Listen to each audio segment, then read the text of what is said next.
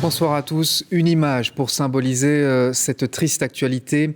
Le roi, la princesse Elisabeth et les plus hauts représentants politiques du pays se sont recueillis cet après-midi à La Louvière.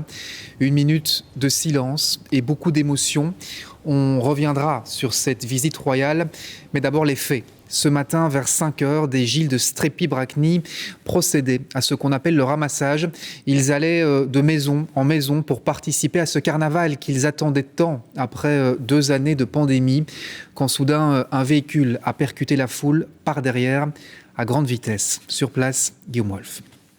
Le drame a eu lieu depuis 2 heures déjà, quand le jour se lève sur Strépy-Bracny. Il faisait nuit, les Gilles débutaient leur ramassage, leur marche dans les rues, quand une voiture les a percutés. On était dans le cortège et un véhicule qui était derrière nous a foncé dans le groupe. Et moi j'ai eu la chance que le véhicule est passé à côté de moi, mais malheureusement, ils ont percuté beaucoup de gens. Les Gilles avaient à peine quitté le hall Omnisport, lieu de rassemblement, quand une voiture à vive allure arrive dans leur dos. Elle tue 4 personnes sur le coup, puis une 5e quelques mètres plus loin. Elle ne s'arrête pas, tourne à droite, puis à gauche et fait une 6e victime. Un bilan bien trop lourd pour le bourgmestre. Le bilan est très lourd sur le plan humain.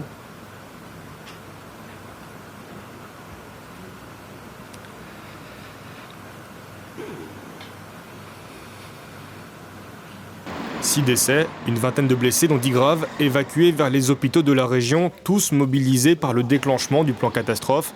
D'autres s'en sortent légèrement blessés, mais particulièrement choqués par ce qu'ils ont vécu. Moi, je me suis réveillé vers 5h30. Donc j'ai une petite commotion, j'ai vu, c'est vraiment comme dans les films, des gens par terre, du sang, des ambulances, la police, vraiment des scènes horribles. Une assistance psychologique est organisée dans le hall Omnisport. Toute la matinée, familles et amis de victimes y sont accueillis pour savoir dans quel hôpital se trouvent leurs proches ou pour apprendre une terrible nouvelle. Cet ancien pompier a tenté tant bien que mal de venir en aide. Mais en fait, il faut aller au plus grave et commencer l'arrière quand il faut. Et moi j'ai massé une personne, mais malheureusement la personne avait un trou à la tête. Bon, on essaye de faire ce qu'on peut, mais la personne est décédée. Vers 15h, les derniers services de secours et de sécurité quittaient les lieux du drame, permettant aux riverains de retrouver un calme bien incertain. C'est pour toute cette localité que c'est vraiment dur à vivre parce que donc on pense toujours que ça arrive loin de chez nous et là c'est vraiment on est touché en plein fouet en fait par cette tragédie, donc c'est triste. Ce dimanche devait être une fête, il restera dans l'histoire comme un drame pour l'entité de Strépy-Bracny. Et on va rejoindre Quentin Warlop. Vous avez passé la journée à Strépy-Bracny. Vous êtes dans la rue où a eu lieu le drame. On imagine le choc des habitants sur place. Oui Laurent, le périmètre de sécurité a été rouvert il y a un peu plus de 2 heures maintenant et on se trouve donc dans cette rue des Canadiens. C'est donc une rue en faux plat pour vous donner une idée et la voiture BMW série 5 est donc arrivée du bas de la rue pour remonter à toute vitesse et pour continuer sa route et c'est ici donc que les Gilles étaient à peu près 100-150 des Gilles et des suiveurs et c'est ici qu'a eu lieu donc le lieu d'impact. La voiture a ensuite poursuivi sa route pour s'arrêter 6 à 700 mètres plus loin. Alors évidemment, le choc est très important, l'émotion aussi très vive dans ce village de Strépy-Bracny et à La Louvière, parce qu'il faut bien savoir que Strépy-Bracny, c'est une famille, tout le monde ou presque se connaît. Les Gilles, c'est une famille, tout le monde ou presque se connaît chez les Gilles et dans l'entourage, et donc c'est ça aussi qui ajoute encore de la lourdeur de l'émotion à ce qui s'est passé ce matin. Je vous propose d'ailleurs d'écouter ces quelques réactions qu'on a recueillies cet après-midi. Pour soutenir en fait simplement. Donc les gens qui passeront en fait des moments difficiles. Vous avez des connaissances qui étaient présentes ce matin ? Oui. Donc j'ai des connaissances, donc 2 qui sont décédés et puis des amis qui sont blessés en fait. C'est un très petit village, donc la plupart des gens se connaissent, en tout cas beaucoup de gens se connaissent et forcément on ne s'attend pas à ça dans un petit village comme ça. Et là, vraiment, il y a beaucoup d'incompréhension. Il y a une enquête qui est en cours. Est-ce que oui ou non, on va trouver le pourquoi, le comment ? De toute façon, je ne pense pas qu'il y ait une excuse là derrière. Parce qu'un accident peut arriver. On peut malheureusement toucher quelqu'un. Mais de là à faire valser des gens en l'air, je ne sais pas. quelle est la raison, mais enfin c'est une raison qui est incompréhensible et au moins inexcusable, quoi. Et vous l'avez compris, plusieurs des victimes étaient des membres actifs du folklore et de la vie sportive locale, des personnalités que beaucoup connaissaient. On a choisi de vous montrer leur visage ce soir pour qu'ils ne soient pas qu'un simple chiffre dans un bilan. Il y avait par exemple Frédéric D'Andrea, il était steward au club de football de la Louvière. Laure Gara gérait, elle, la buvette du club de Mons. Federico Cicero était entraîneur du club de Manage. Micheline Impérial travaillait, elle, à la commune de la Louvière. Son mari, Mario Cascarano, fait également partie des victimes, tout comme son frère, Salvatore Impérial. Et à la Louvière, ils sont nombreux à avoir tenu à leur rendre hommage ce dimanche. Ce reportage signé Anne Paula, regardez. Ce matin, la fête a pris la tournure d'un hommage. Parmi les riverains, les amis, la famille, c'est l'émotion qui prime. Je plains les familles aussi. Voilà, on vient pour faire carnaval, on vient pour s'amuser, on vient pas pour... on n'attend pas sa mort, quoi. Là, franchement, c'est triste, c'est triste, c'est triste. Je pense que ça va être un carnaval qu'on va s'en souvenir toutes les années, quoi. Les victimes étaient employés à la ville, entraîneurs de foot, gérantes de la buvette locale, des personnalités connues de tous ici. Oui, il y a M. Cicero qui était le coach de mon fils à Saint-Pierre. Et il y a alors M. Impérial qui était le délégué, quoi. Ça fait il y a quelques années, mais je tenais à être présente pour eux, quoi. Forcément, bonne vivante, hein, voilà, c'est le carnaval, elle représentait, je vais dire, tout ce que le carnaval demande, c'est la bonne humeur, c'est la joie de vivre, etc. Donc voilà, des personnes très importantes. Alors la tristesse s'exprime, les habitants se rassemblent, quelques fleurs à la main. On attendait ce carnaval avec impatience, on s'est réveillé au son du tambour et puis quelques heures après on entend cette mauvaise nouvelle, cette catastrophe. C'est un drame et donc j'ai voulu me recueillir et voir où je peux aller mettre ce bouquet de fleurs pour les victimes. Ces hommes avaient probablement une femme et des enfants et quelle douleur ils vont avoir par après. Maintenant il y a beaucoup de monde, ça va, mais après... Michel est venu de Binche. Entre camarades de folklore, la douleur se partage. Je crois qu'il y a beaucoup de Binchois et, croyez-moi, ça me va loin. Voilà. Si j'ai pris la peine, il n'y a pas loin pour venir jusqu'ici, mais ça me fait mal pour ces familles qui souffrent de ça. L'émotion aussi particulièrement vive pour le président de la Société des Gilles, touché ce matin. J'avais un de mes petits Gilles qu'on essaie de réanimer et ils n'ont pas arrivé. Et il y en a beaucoup qui étaient pris dans l'histoire, quoi. Et ça fait très mal. Ça n'a pas de mots, cette histoire. Et on est vraiment tous tristes de ce qui se passe. Un livre de condoléances sera ouvert demain à l'hôtel de ville de la Louvière. Des hommages s'organiseront également en accord avec les familles. Et venons-en à l'enquête. Dans quelles circonstances cette voiture a-t-elle foncé sur la foule ? Le parquet est évidemment descendu sur les lieux. Bonsoir Martin Collier. En sait-on plus ce soir sur le profil des auteurs présumés ? Bonsoir Laurent, écoutez, tout d'abord il faut dire que l'enquête bien sûr n'en est qu'à ses débuts, mais ce que je peux vous dire à ce stade, c'est que 2 personnes ont bien été interpellées.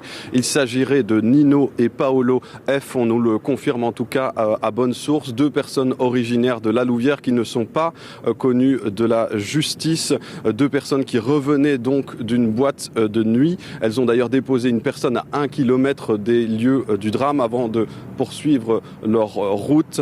Le parquet confirme aussi la présence d'alcool chez l'un des 2 passagers. On ne peut pas dire à ce stade s'il s'agissait du conducteur ou non. Pour ce qui est de la présence de drogue, des analyses sanguines sont en cours et il faudra attendre le résultat de ces analyses, ce qui pourrait prendre un peu de temps. À ce stade, on a évoqué donc 6 décès, 6 personnes décédées. Le parquet confirme au conditionnel, il y aurait éventuellement une 7e victime et c'est donc une information à prendre au conditionnel. Le but des enquêteurs, bien sûr, c'est de déterminer les circonstances du drame. S'agissait-il d'un acte intentionnel ? Le conducteur de la voiture A-t-il essayé de freiner avant de heurter ces personnes? Y a-t-il eu délit de fuite ensuite? Les devoirs d'enquête sont nombreux. Les policiers doivent notamment interroger plusieurs centaines de témoins. Ils doivent aussi analyser des vidéos recueillies sur des caméras de vidéosurveillance dans des habitations sur le parcours de cette voiture. Je vous propose de faire le point sur l'enquête dans ce reportage tourné avec nos équipes. La voiture qui a foncé sur la foule ce matin est évacuée. Toute la matinée, les enquêteurs se succèdent sur les lieux. Le parquet et la juge d'instruction descendent sur place. La police scientifique effectue tous les relevés en compagnie d'un expert automobile. Les médecins légistes, eux, procèdent aux premières constatations sur les corps des victimes. On compte aujourd'hui au moins 6 morts et on évoque un 7e décès. Une enquête est ouverte pour meurtre. L'analyse, notamment des instruments de bord du véhicule, permettra d'en tirer comme information sur la vitesse à laquelle on circulait dans cette rue, s'il y a eu freinage ou accélération, si le système de blocage automatique qui est en principe à bord de ce type de véhicule lorsqu'on heurte un obstacle, si ce système était ou non en fonction. Tout a commencé vers 5h10 ce matin. Une BMW série 5 noire remonte de la rue des Canadiens à Strépy-Bracny à vive allure. Elle traverse un groupe d'une centaine de personnes en renversant plusieurs avant de continuer sa course pour la finir quelques centaines de mètres plus loin. 2 personnes étaient à bord. Elles ont été arrêtées et sont entendues par la justice. Ces personnes ne sont pas connues de la justice. Des perquisitions ont eu lieu chez eux dans le courant de la journée pour voir si des éléments pouvaient expliquer. Vous savez, il y a parfois des gens qui camouflent de la drogue chez eux et qui en consomment. Là, les analyses sanguines permettront de dire s'ils ont ou non absorbé de la drogue. À ce stade, la piste terroriste est exclue, tout comme une éventuelle course-poursuite avec la police. Le drame s'est déroulé lors du ramassage des Gilles. Impossible pour la police de sécuriser chaque groupe. C'est des petits groupes, des grappes de 2-3 qui s'élargissent. Et donc, c'est impossible. Mais bon, dans la partie intramuros du centre-ville, là, il y a un barriérage et un site de centre qui est rendu piéton, où il n'y a pas de véhicule. Dans les autres zones, la règle prévaut, qui existe est que les gens doivent prévoir un signaleur avant et arrière, un peu comme un groupe de cyclistes. Et donc, selon les premiers éléments, ces situations étaient bien présentes. Les enquêteurs confirment la présence d'alcool chez l'un des passagers de la voiture à l'origine du drame. Les analyses sanguines devraient permettre de déterminer la présence de drogue. L'enquête ne fait que commencer. Voilà pour ce point sur l'enquête, signé Martin Collier. Merci beaucoup, Martin. Et puis on le disait, l'impact a fait au moins 6 morts et de nombreux blessés, dont 10 sont gravement touchés. Ces blessés ont été répartis dans différents hôpitaux de la région où il a fallu rappeler du personnel ce dimanche. Le point, Arnaud Pinet. 37 blessés, le bilan est très lourd. Une dizaine d'entre eux sont arrivés ici au service d'urgence du CHU Tivoli à la Louvière, parfois dans un état très grave. On a reçu un blessé donc très grave qui était donc intubé, ventilé et qui est aux soins intensifs actuellement.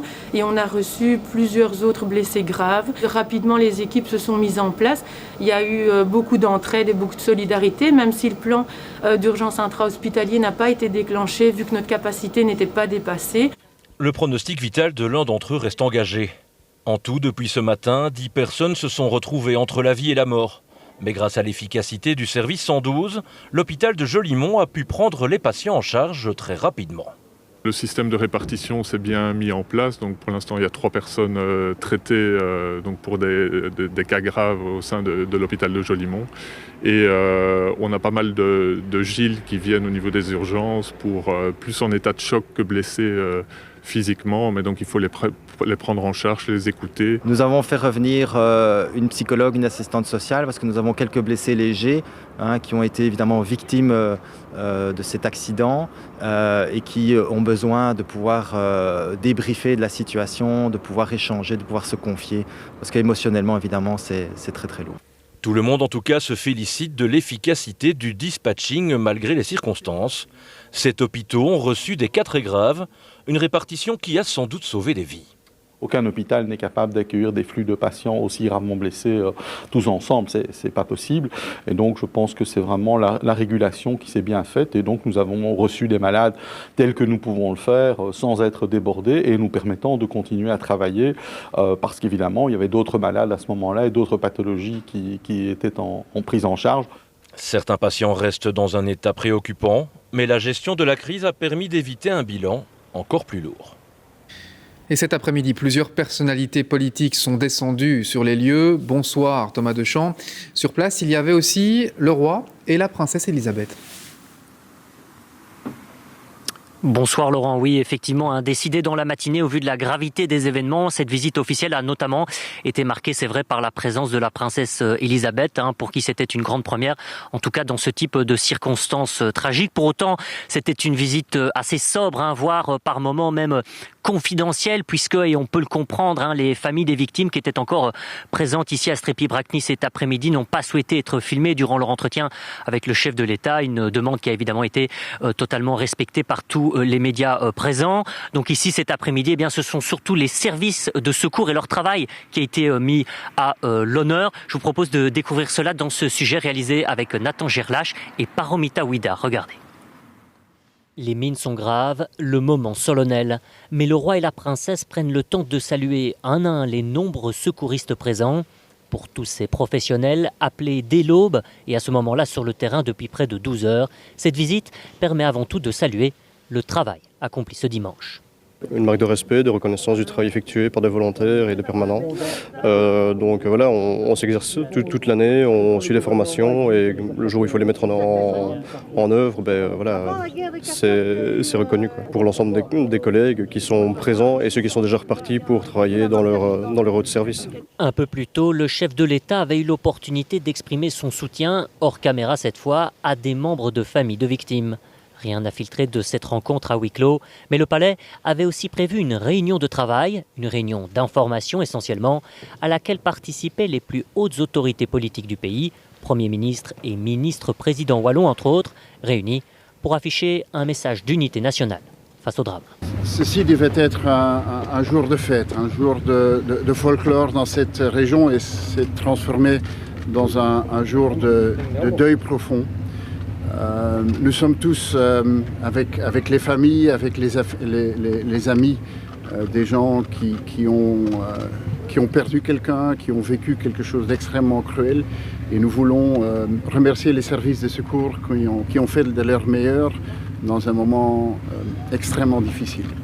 Un message délivré en français, en néerlandais, mais aussi, et c'est suffisamment rare pour être souligné, en anglais, car la nouvelle des événements de Strépy-Bracny a franchi les frontières et plusieurs médias internationaux sont également présents sur place, signe, s'il le fallait encore, de la très forte émotion générée par l'affaire. Rachel Krivelrov, vous nous avez rejoint en plateau, on vient de le voir avec ces médias étrangers, et il faut le souligner, le drame a suscité pas mal de réactions, aussi en dehors de la Belgique.